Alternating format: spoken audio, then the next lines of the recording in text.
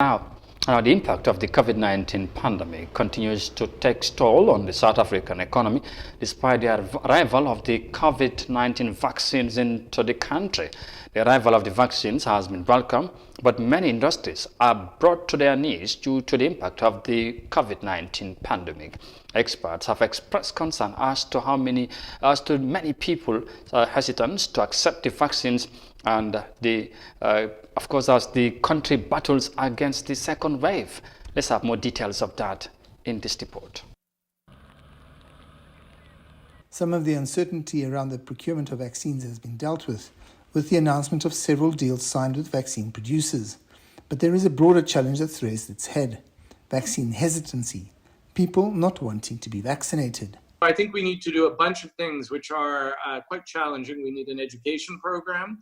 We need to procure a whole bunch of supplies in addition to vaccines, so things like syringes and the like, personal protective equipment.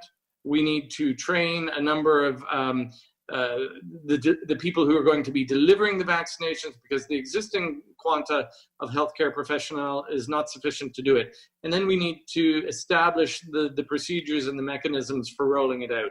The arrival of the first batch of vaccines in the country is seen as positive news, but many industries are suffering. The positive aspects which we are saying is giving in confidence to the industry in terms of reopening.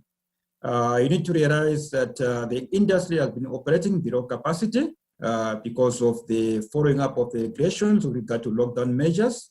And as a result, that has actually affected production patterns in the industry, especially the entire manufacturing sector, and also looking at also the metals and engineering sector per se. The short-term economic prospects remain challenging and also need to be dealt with. The economy, if we are not able to attract investment both domestically and globally, because South Africa, the more we fail to convince the world that we'll roll this vaccine out efficiently, the less we'll be able to attract investment. So we become less of a compelling investment case relative to other emerging markets. The medium-term scenario includes the view that the South African economy was under pressure before the virus arrived in 2020. If we don't roll out the vaccine efficiently, we will get these regular lockdowns, which impact negatively on the economy. So these disruptions aren't helping anyone.